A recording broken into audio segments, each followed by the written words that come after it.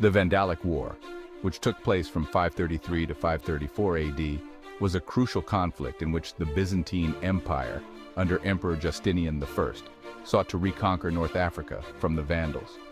The campaign was led by the Byzantine general Belisarius and was marked by a combination of strategic planning, naval superiority, and tactical flexibility. So here's an overview of the key tactics used during the Vandalic War. Byzantine tactics.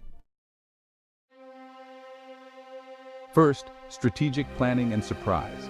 The element of surprise was crucial. The Byzantines aimed to achieve strategic surprise. Belisarius's expeditionary force sailed from Constantinople to North Africa with remarkable speed and secrecy, catching the Vandals completely unprepared. Intelligence gathering was another key aspect.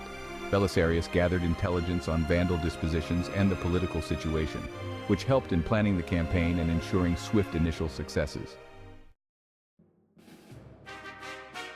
Second, naval superiority. Securing sea routes was essential. The Byzantine fleet played a crucial role in transporting troops and supplies. Control of the sea allowed Belisarius to move his forces quickly and maintain logistical support. Additionally, the Byzantine navy blockaded Vandal ports, cutting off their supplies and reinforcements. This weakened the Vandal ability to sustain prolonged resistance. Tactical flexibility and combined arms approach. Belisarius effectively used a combination of infantry, cavalry, and naval forces. His troops were well trained and capable of executing complex maneuvers, adapting to different combat situations. Use of cavalry. Byzantine cavalry, including the cataphracts, heavily armored cavalry, and light cavalry, played a crucial role in flanking maneuvers and pursuing fleeing enemies. Key battles and engagements. Battle of Ad Decimum in 533 AD.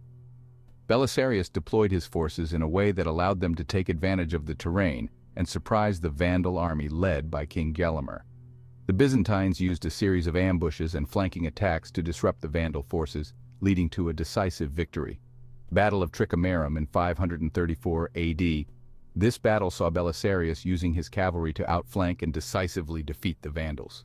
The coordinated attack by Byzantine infantry and cavalry overwhelmed the Vandal positions, leading to the collapse of their resistance. Psychological and political warfare. Diplomacy and alliances. Belisarius used diplomacy to his advantage, securing the support of local North African populations who were discontent with Vandal rule. This undermined Vandal authority and facilitated Byzantine advances. Clemency and propaganda. Belisarius practiced clemency towards captured enemies and local populations, presenting himself as a liberator rather than a conqueror. This helped to win over the hearts and minds of the people, reducing resistance and encouraging defections from Vandal forces. The Vandals employed a variety of tactics in their campaigns. They were known for their swift and unpredictable movements, often catching their enemies off guard. Their use of guerrilla warfare allowed them to, strike quickly and then disappear before the enemy could mount a proper defense. This approach made them a formidable opponent in the ever-changing landscape of warfare. Initial strategic dispositions. Defensive posture. The Vandals, led by King Gelimer, initially adopted a defensive posture, concentrating their forces to protect key strongholds and cities in North Africa. Naval engagement. The Vandals had a fleet that they used to patrol the Mediterranean, but they were unable to match the Byzantine naval capabilities. Field battles, traditional warfare. The Vandals relied on traditional battlefield tactics, emphasizing the use of their cavalry and infantry in direct engagements. However, they struggled to adapt to the flexible and combined arms tactics employed by the Byzantines. Lack of coordination. The Vandal forces suffered from poor coordination and communication, which were exploited by Belisarius during key battles like Ad Decimum and Tricamarum. Internal issues and morale. Internal dissent. The Vandal kingdom was plagued by internal dissent and political instability, which weakened their ability to mount a unified defense against the Byzantine invasion. Morale and leadership. The leadership of Gelimer was marked by a series of strategic errors and a failure to inspire his troops effectively, contributing to the rapid collapse of Vandal resistance.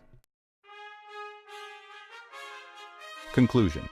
The Vandalic War demonstrated the effectiveness of Byzantine strategic planning, naval superiority, and tactical flexibility under the leadership of Belisarius.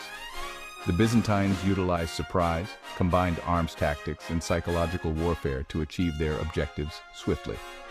In contrast, the Vandals were hampered by poor coordination, internal dissent, and an inability to adapt to the dynamic tactics employed by the Byzantine forces.